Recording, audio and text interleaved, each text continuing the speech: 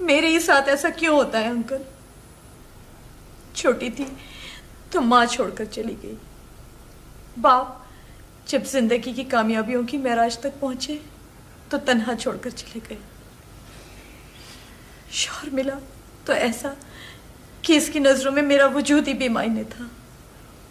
और अब लालिमा जो मेरी जिंदगी की इमारत का सुतून थी।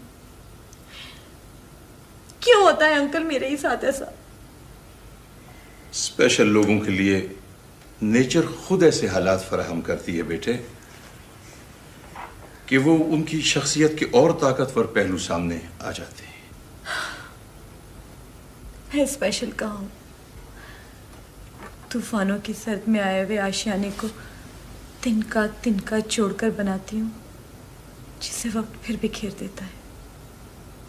कैसी वकालत, कैसा सोशल वर्क। लालिमा के बगैर तो मुझसे अब ये घर भी नहीं संभल सकेगा। नसीमा, आप खुला चाहती हैं क्या?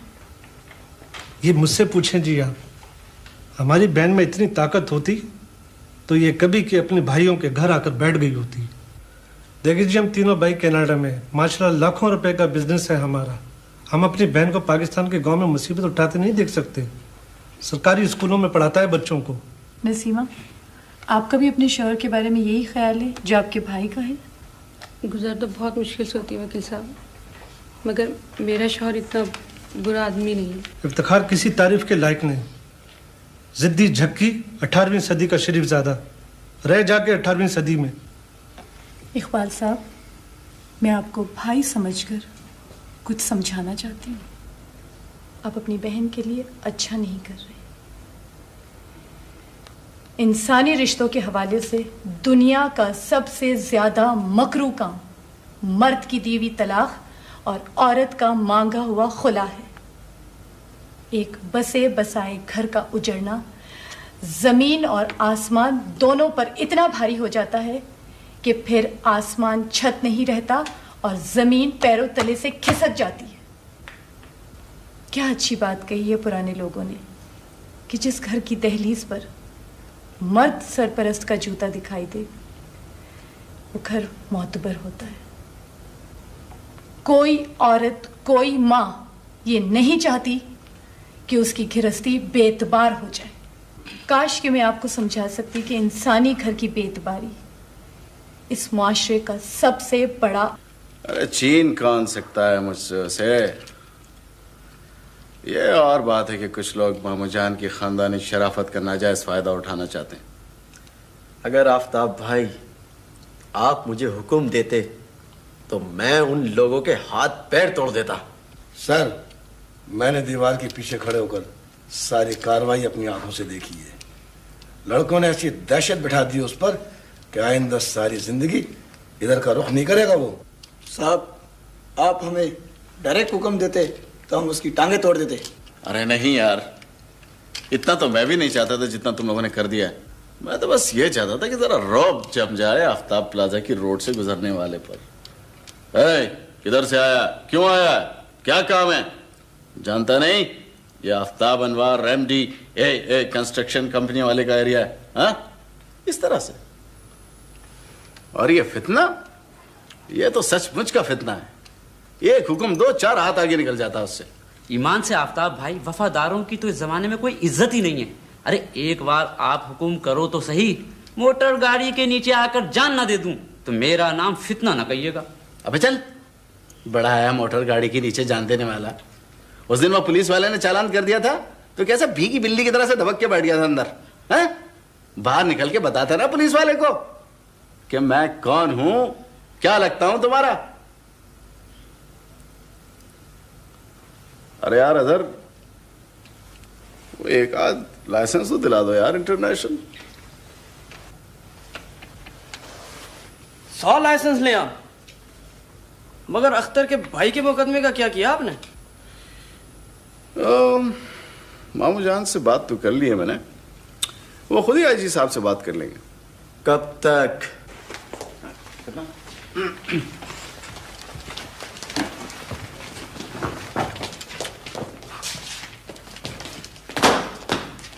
ये क्या मजमा लगा रखा है?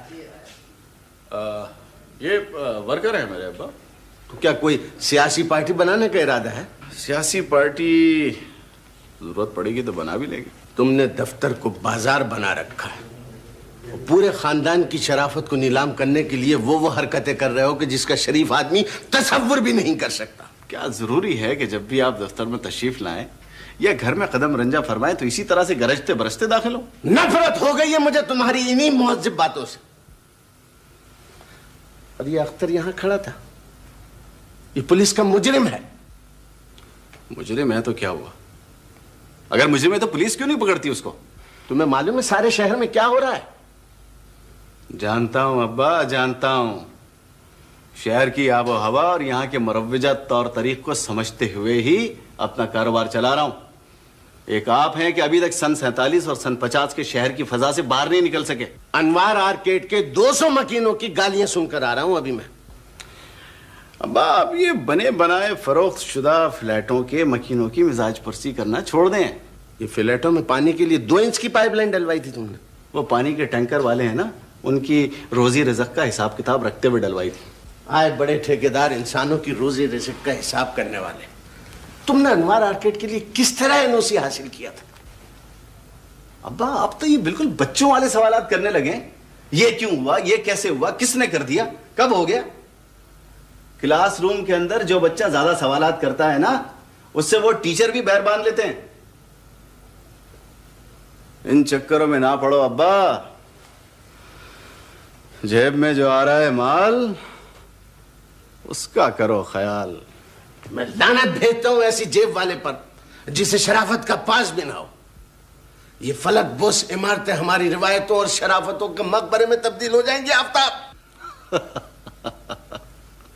कैसी शराफतें, अरे कैसी रिवायतें।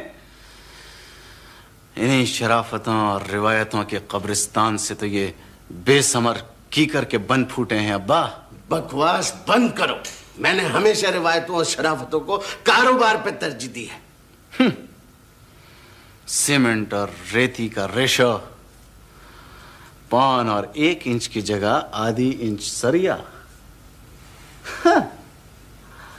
बेईमानी का ये छोटा सा पौधा जो आपने माजी में लगाया था अब्बाजान, वह हमारी उम्र तक पहुंचते पहुंचते बहुत बड़ा हो गया है। जाने दें ये बातें। इस हम्माम में मैं उस रोजे बस से डरता हूं कि जब तमाम ये बातें तौफीक मियां के कानों तक पहुंचेंगी। वो कल उनका वकील मुझे कोर्ट में मिला था। हाँ तो कोर्ट में मिलेगा, जाहिर है। आरामबाग म्यूजियम में तो मिलने से रहा आपसे। मेरी बात संजीदगी से सुना आफ्ताब।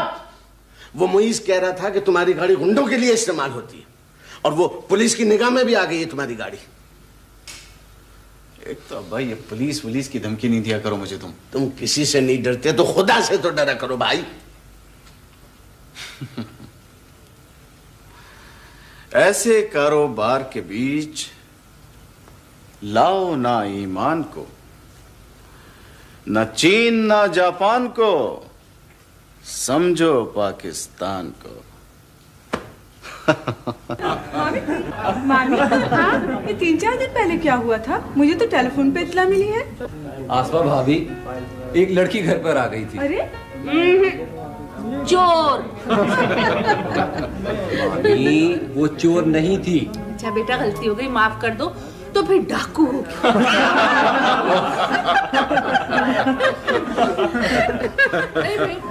मगर सवाल ये पैदा होता है जी, वो लड़की आई कहाँ से? आसमान से टपकी थी या जमीन से फूटी थी? भाई अगर आपकी डेट पर चौकीदार तो होता है बराबर। फिर मसरत, मैं तो शुक्र अदा करता हूँ खुदा ताला का कि कोई लड़की शहरियार विला में आई तो। क्यों ज़वार चाचा, इस घर में किसी लड़की के आने की उम्मीद बाकी नहीं रही क्या? क्या सुना नहीं? बोलो, जोर से बोलो। मैं कह रहा हूँ इस घर में किसी लड़की के आने की उम्मीद बाकी नहीं। सब लोगों की इत्तला के लिए अर्ज है कि इस मुगल खानदान में सिर्फ और सिर्फ शहरयार के वालिद यानी बख्तियार की शादी ढंग से हुई थी और बस। जी भाभी, तुम शादी कर क्यों नहीं लेते? सब तुम्हारे पीछे पड़े हुए। सुनते रहिए आसमा भाभी, आजकल जवा चचा और मामी मेरे पीछे लट लिए घूम रहे हैं। बेटा, अगर लाठियां लेके आपके पीछे नहीं पड़ेंगे तो इस मुगल खानदान के आप छठे कुंवारे चिराग रह जाएंगे। किसी लड़की की तरफ नजर उठा के नहीं देखता मिसेस मसर्रत। जब से साहबजादे कराची तशरीफ लाए हैं, लड़कियों के हुजूम पीछे और ये आगे, अरे पलट के नहीं देखता ये। हाँ, और पसंद भी आई है तो कौन, जो दीवार कूद के घर में आई थी।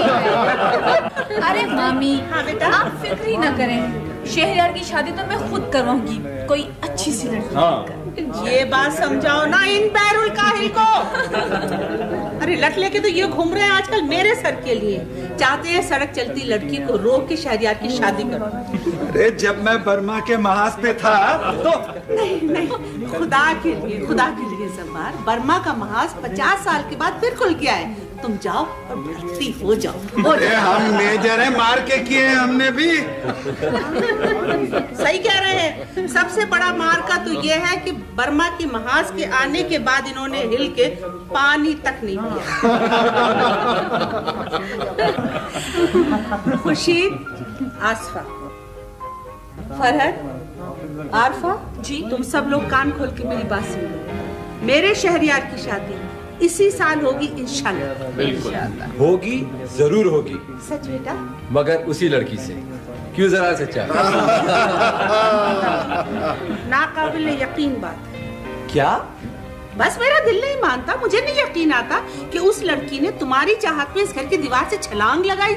मेरी मोहब्बत में ना सही, मगर ये छलांग बहरहाल किसी की मोहब्बत में लगाई जरूर गई थी। क्या कहने शहरयार? कैसा भाई, छलांग लगाए वो भी किसी और के लिए? और दर्द उठा हमारी शहरयार के दिल में। जीते रहो, जीते रहो। मामी, वो लड़की चोर नहीं थी। देखो खादिम हुसैन, इंसान अपने फैसलों के सामने कितनी जल्दी हार जाता है। ये सब हमारी बेगम साहबा का सब्र है, जिसकी जजा खुदा देने वाला है। नहीं, इस वक्त आरफा बीबी भी फुप्पियों से बागी हो रही हैं। अगर दोनों बहनें आरफा और रूसा मिल जाए ना, तो साहब को बड़ा सहारा मिल जाएगा। सुनो, तुम्हें घर मिल गया अंजुम खान का? मुझे साहब आप ही पता ले सकते थे ऑफिस जाके उनके। मैं तो जाते हुए घबरा रहा था, वैसे घर देख आया हूँ। अब देखिए साहब जाते भी है या नहीं। दे दिया पता बैरिस्टर साहब को? अरे कहीं गुल्लू के हाथ में तो नहीं दे आए पता? पागल तो नहीं हूँ दिनों में। पहले गुल्लू का एतबार था, साहब के हाथ में देके आया हूँ। भाई गुल्लू इस दफ्तर में छोटी बेगम साहिबा का जासूस बनकर आता है। चलो शुक्र है तुमने साहब के। क्या बात है गुल्लू? हैं? अरे सारी जिंदगी तो तू बड़ी कहता आया है, आज बड़ी बेगम हो गई मैं तेरी। मेरे बाप की तौबा, जो आइंदा तुम्हारी शान में गुस्ताखी करूं। बड़ी बेगम, हम सब बड़ी मुसीबत में हैं। अरे क्यों मेरा दिल दहला रहा है तू? लो और सुनो भाई, कुछ मुंह से तो फूट, कौन सा आसमान टूट पड़ा है? बड़ी बेगम, हाँ, तुम और छोटी आपस का झगड़ा खत्म कर डालो, नहीं तो छोटी, तुम और आफ्ताब मियाँ मुसीबत में आ जाएंगे। अरे लानत है तेरे ऊपर कमबख्त मारे, हद हो गई। अरे मुसीबत में आए हमारे दुश्मन। लो और सुनो, जन्म कर्म में मेरे घर आया तो मेरा दिल दहलाने को। बड़ी अरे छोटी, बड़ी, हाँ, कुल्लू भैया सच कह रहे हैं। मैं और तुम इसी तरह झगड़ते रहे तो न तुम्हारा भला होगा और न मैं सलामत रहूंगी। वो दोनों भावजे इतनी जहरीली नहीं थी जैसी क़यामत ही आरफा निकली है। अरे इसने तो मेरी जिंदगी दूभर कर दी है, ऐसी शैतान लड़की है। बड़ी रातों की नींदें उड़ गई हैं, दिन में भूख नहीं लगती, खाना नहीं खा पाती, जिंदगी अजाब हो गई है मेरी। सब समझती हूँ, सब समझती हूँ मैं। अरे तेरा मेरा झगड़ा कैसा है? बैठ बैठ। अरे छोटी, हम तो जन्म जन्म से एक ही मुकद्दर लेके पैदा हुए। ये फसल जो आज काटी जा रही है, ये हमारे अब्बा की बोई हुई है। छोटी खाला, मैं तो कब से अम्मा से कह रही हूँ, आरफा को इस घर में ब्याह कर लाना, अपने साथ दुश्मनी करना है। अरे बिल्कुल ठीक कह रही है लड़की। अरे बड़ी, वो चंदन शाह जी का भी कुछ पता है? अरे उनका पता करो वरना मामला फिर संभाले नहीं संभलेगा। छोटी, इस वक्त तो तुमने मेरे मुंह की बात छीनी। सच?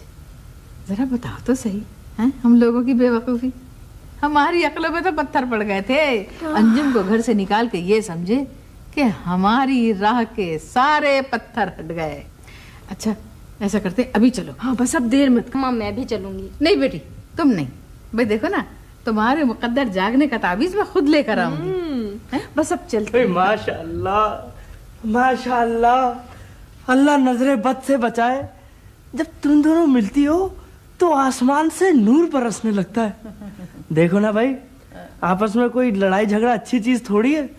आपस के झगड़े से दुश्मन मजबूत होता है और फिर वो मार पड़ती है कि आदमी याद रखता है। अरे तेरा बेड़ा गरक, अभी अच्छी भली बातें कर रहा था, फिर आगे अपनी औकात पे तू ऐसी बातें करते हैं। हाँ चलो बड़ी, बस चलते हैं। हाँ चल रही हूँ। वो रूही जल्दी से मेरा पर्स तो लेके आ। पर्स का क्या करोगी? वो पैसे वैसे पैसे हैं ना? पैसे हैं? हाँ। अच्छा तो चलो जल्दी करो। लो मुनीर, अम्मा चली गई अंजुम बीबी के घर? जी अब्बा, मैं अभी उन्हें मोटरसाइकिल पे छोड़ के आया हूँ। इतनी ऊंची नाक वाले शरीफ ज़ादे बनते हो, अम्मा को अंजुम खान की नौकरी में दे दिया क्या? सवेरा हुआ, चादर संभाली बड़ी भी ने, जल्दी। अरे इस उम्र में मुझे इज्जत से जिंदगी गुजारने दोगी या नहीं? अरे इज्जत रही कहाँ, ग्रेड 16 की तो मैं अफसर थी, सारी जिंदगी इस घर में तुम क्लर्की रहे। हाँ 35 बरस क्लर्की की है मैंने, इज्जत से रिटायर हुआ हूँ। पढ़ी आई ग्रेड 16 की अफसर। अरे तुमने तो रुस्वा करके रख दिया सारे घराने को। और आज से पहले भी मैंने तुम्हें कहा था, और आज आखिरी बार बता रहा हूं शगुफ्ता, कि आज के बाद मेरी माँ के लिए एक लफ्ज भी तुम्हारी जबान से निकला तो जबान खींच दूंगा तुम्हारी। मारो मुझे, मारो। हो ना तुम नाके साके के अशराफ हवेली वाले। हमारा माजी, हमारी हवेली तो शराफतों और रिवायतों की अलंबरदार रही है। और अगर मौसम वही रहता तो तुम जैसी तो हमारी दहलीज पे कदम भी नहीं रख सकती थी। समझती क्यों नहीं है? मैं तुम्हें घर में अकेला नहीं छोड़ सकती। अम्मी, मेरा रफी अंकल के घर जाने को बिल्कुल जी नहीं चाह रहा। मैंने खाला जी से कहा भी था आने के लिए, अब अगर वो नहीं आई तो मैं क्या करूं? मैं अंदर से लॉक करके बैठूंगी, ठीक है? उरूसा, तुम मेरी बात नहीं सुनोगी? अम्मी, आज 1 महीने से आपके साथ घूम घूम के थक गई हूं मैं। शुक्र है खाला जी आ गई। अस्सलाम वालेकुम खाला जी। वालेकुम अस्सलाम। सलाम खाला जी। जीती रहो, खुश रहो। माफ करना बेटी, जरा मुझे देर हो गई। माफी तो मुझे मांगनी चाहिए खाला जी आपसे। आप रोज मेरी वजह से घर छोड़ छोड़ कर आ जाती हैं। अरे नहीं बिटिया, मेरा उस घर में दिल कहाँ लगता है, मैं तो भागती हूँ वहां से। वो शगुफ्ता जान छोड़े तब ना। जिस दिन से लाली मरी बेटा, रोज सुनती हूँ बच्चों से और फसीमिया से, यही कहती है कि तुम्हारी अम्मा ने, तुम्हारी दादी ने अंजुम खां के यहाँ आयागिरी कर ली है। हमारी बहू अब नहीं बदलेगी। जब से उसकी नौकरी गई ना बिटिया, उसका तो पारा और आखिरी निशान तक चढ़ गया है। मैंने शगुफ्ता की नौकरी बचाने की बहुत कोशिश की थी खाला जी, मगर हम किसी को नहीं बदल सकते। जो जैसा है वैसा ही रहेगा। अगर आज से 20 साल पहले ये बात मेरी समझ में आ गई होती तो शायद मेरा घर ना उजड़ता। कुछ हकीकतें हैं जो कड़वी तो बहुत है, मगर इन्हें पी लेने में ही शिफा है। आप देख रही हैं उरूसा मेरी बातें कितने गौर से सुन रही हैं। नहीं अम्मी, पापा के घर वालों ने जरूर आपके साथ कोई बुरा सलूक किया होगा। अगर वो बुरे नहीं होते तो कम से कम मुझे तो कभी पूछते। अरे बिटिया, उरूसा माशाल्लाह बहुत ज़हीन बच्ची है, इसे कुछ समझाने सिखाने की जरूरत नहीं है। तुम जाओ, देर हो रही है। ये आपका बैग और आपकी चाबी। Be a good girl, okay? I will. खुदा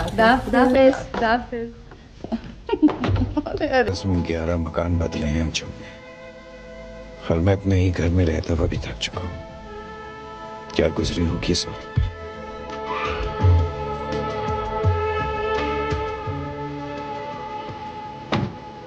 इतनी उम्र हो गई आपकी और आपको गाड़ी चलाना नहीं आती? सॉरी बेटा, बहुत से अच्छी काम ना करने का पछतावा है। वैसे इस उम्र में इतना गुस्सा नहीं। I am very sorry.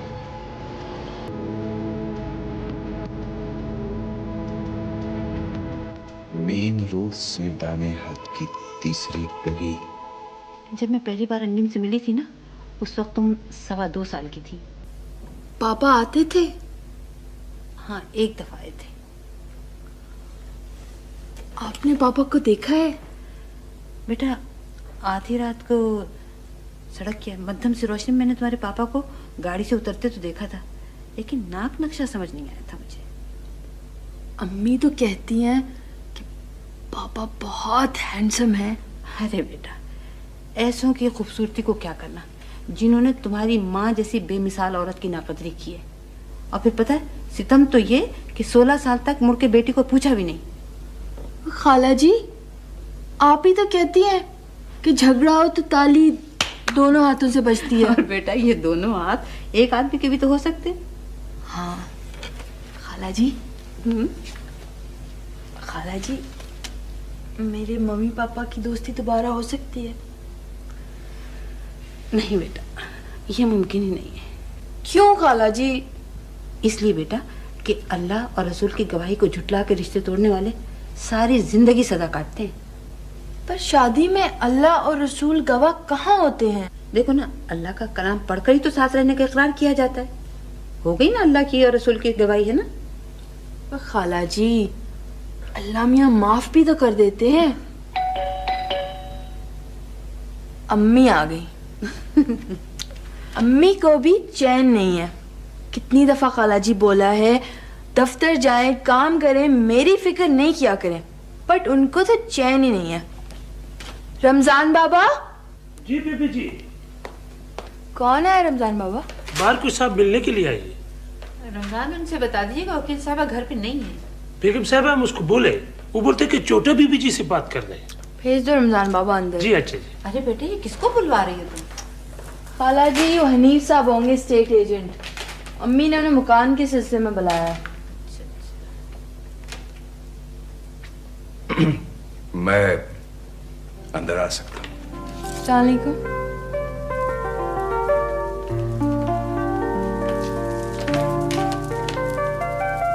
मेरा नाम तौफीक अहमद है। तशरीफ लाए अंकल। आई एम सॉरी, अम्मी घर पे नहीं है। आप तो मौजूद हैं। तौफीक अहमद, तौफीक अहमद, ये तो उरूसा के बाप का नाम है। बैठने के लिए कहोगे मुझसे? I am sorry uncle. I please तशरीफ रखें, बैठे please. I am so sorry, मैंने आपको पहचाना नहीं अंकल।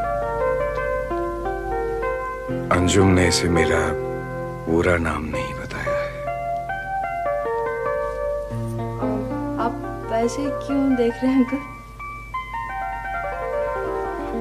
सॉरी बेटा, वो इस वक्त तुमको देख के मुझे अपनी बेटी याद आ गई। आपकी बेटी? क्या हुआ आपकी बेटी को? खुदा ना करे कुछ नहीं। अंकल, आपकी बेटी कहाँ होती है? अपनी माँ के पास।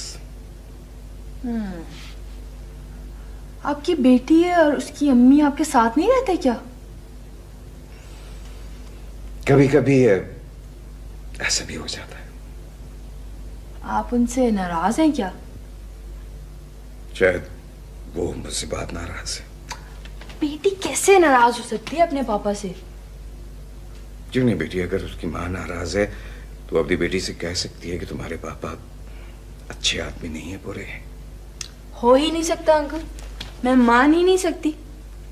मेरे पापा मेरी अम्मी से इतने नाराज थे कि उन्होंने उन्हें तलाक दे दी, छोड़ दिया उनको। लेकिन मेरी अम्मी तो फिर भी कहती हैं कि मेरे फादर बहुत अच्छे इंसान थे। मेरी तुम्हारी अम्मी बहुत ग्रेट खातून है। अच्छा ये बताओ, तुम्हारी अम्मी तुम्हारे पापा के बारे में क्या कहती है? अंकल, वो कहती हैं कि वो बहुत बहुत बहुत अच्छे इंसान हैं। तुम्हारे पापा जिंदा है? हाँ हाँ अंकल, माशाल्लाह से बैरिस्टर है मेरे फादर। क्या नाम है उनका? अहमद। आपका नाम तो मेरे ख्याल में तौफीक अहमद है ना? अब तुम्हारे पापा तुमसे मिलते हैं? नहीं अंकल, यही तो नहीं हो सकता। वैसे तुम्हारी अम्मी तुमको मना करती होंगी मिलने के लिए, हैं? डर डरती है ना अंकल। वो समझती हैं कि मेरे पापा अगर मुझसे मिले ना तो वो छीन लेंगे मुझे उनसे। फिर तो तुम्हारे पापा बहुत सख्त किस्म के आदमी होंगे। इतने अच्छे आदमी सख्त कैसे हो सकते हैं अंकल? वैसे मेरे आपकी अम्मी भी अजीब आदमी है। आपको अपने पापा से मिलने भी नहीं देती हैं और को बुरा भी नहीं कहती हैं। वैसे तुम्हारे पापा यकीनन बहुत खराबी होगी, बहुत बुराई होगी। अंकल मेरे पापा में कोई खराबी नहीं है। वो तो उनके घर के लोग अजीब अजीब से हैं। मेरे फादर तो बहुत अच्छे आदमी हैं। बेटा अजीब लोगों से क्या होता है? अच्छा मेरी बात सुनो। मेरा ख्याल है कि तुम्हारी अम्मी को अब तुमको अपने पापा से मिलने की इजाजत दे देना चाहिए। अंकल आप जानते हैं अम्मी को? कभी बहुत अच्छे रह जाता था। आसिफ अंकल की तरह। आसिफ? ये कौन है? अंकल लॉयर हैं, अम्मी के साथ होते हैं। अंकल है मेरे। एक बात मुझे पता है, अम्मी से शादी करना चाहते हैं।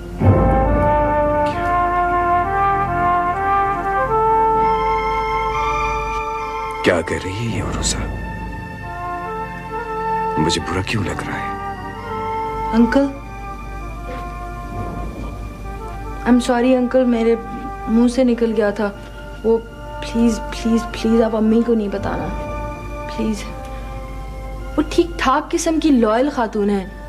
वो कहती है कि औरत दूसरी शादी उसी वक्त करती है जब उसे अपने शौहर से नफरत हो जाए। तो क्या आपकी अम्मी को आपके पापा से नफरत नहीं है?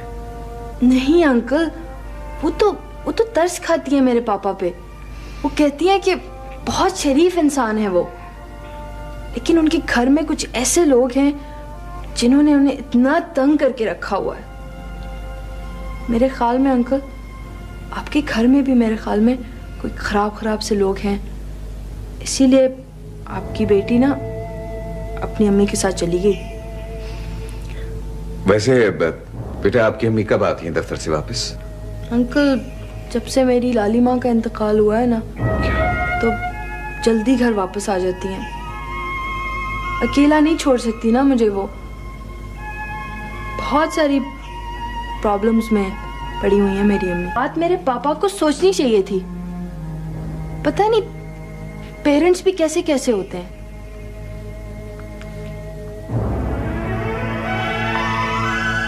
अंकल ये मेरी खाला जी है।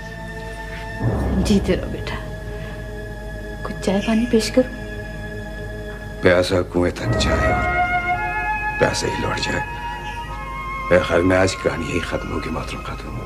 जो लोग अपने हाथों से डोल की रस्सियां काट देते हैं वो प्यासे ही रहते हैं। अंजुम से कुछ कहना है? अंकल आप अपनी बेटी को वापस लेने का मुकदमा करवाने के लिए आए होंगे मेरी अम्मी के पास। मैं उन्हें बता दूंगी। बेटा मैं तुम्हारा माथा चूम लूं।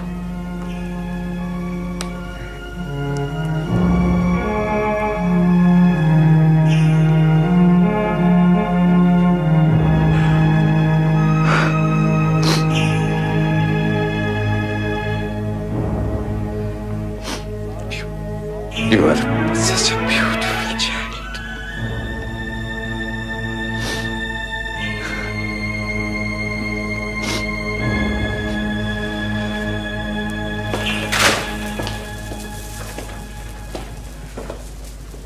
खाला जी ये कौन थे? बेटी एक मुसाफिर है, सुबह के भूले हुए। आधी रात को तलाक देकर घर से निकालने वाला शोहर, मासूम बच्ची को लावारिस बना देने वाला बाप, आज 17 बरस बाद इस तरह मेरे घर में चले आए जैसे 17 बरस पहले इद्दत का हीला लेकर उरुसा को छीनने मुझसे क्वार्टर में चले आए थे। नहीं मिलने दूंगी मैं उरुसा को बाप से। तरसने दो जिंदगी भर उसे।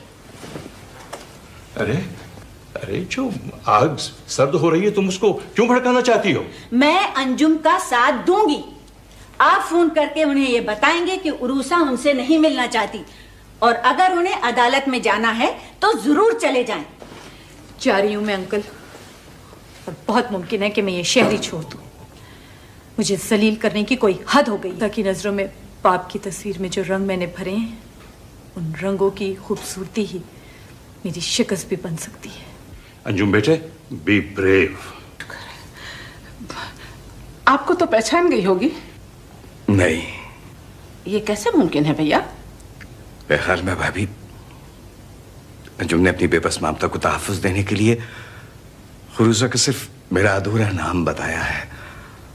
खुरूजा सिर्फ ये जानती है कि उसके बाप का नाम अहमद है। ये क्या किया अंजुम ने? बाप का नाम तो बच्चों की मीरास होता है। अरे भाभी, अंजुम ने तो अपनी बेटी को विरसे में इतना कुछ दिया है, इतना कुछ दिया है कि उरूसा के जहन में सजा मेरा अधूरा नाम आरफा के जहन में पेवस मेरे पूरे नाम से कहीं ज्यादा गहरा, कहीं ज्यादा अनमेड, कहीं ज्यादा खूबसूरत है। क्या कहना चाह रहे हैं आप भाई? काश मैं मर जाता। भाभी, आज मेरे घर में मेरे बजाय अंजुम होती ना तो यकीन मानिए मेरी दोनों बेटियां कितनी महफूज होती। तौबा तौबा तौबा, अल्लाह आपको महफूज रखे। कैसी बातें करते हैं आप? ऐसी बातें मत किया कीजिए। भाभी, मुझे बड़ी हैरत होती है कि अंजुम ने उरूसा को ये बता दिया है कि उसके बाप ने उसकी मां को तलाक दी थी, और उसे शायद ये भी जानती है कि उसके बाप ने कोई इसकी किफालत नहीं की। उसे देखिए बचपन से अपनी मां को हमेशा बाहर जाकर काम करते हुए देखा है, और इन सारी चीजों के बावजूद ना कोई फ्रस्ट्रेशन है, ना कोई घुटन है, और ना कोई एहसास कमतरी है। और उसके चेहरे को देखे तो लगता है जैसे जैसे क्यारी में खिला एक ताजा गुलाब, आईने की तरह से शफाफ चेहरा, फरिश्तों जैसी मासूमियत। She's beautiful.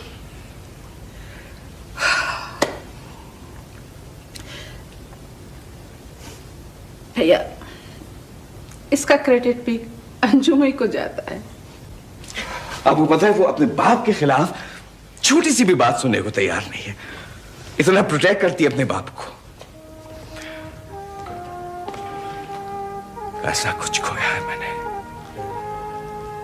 कि पीछे मुड़ के देखने के लिए कुछ देर रह गया।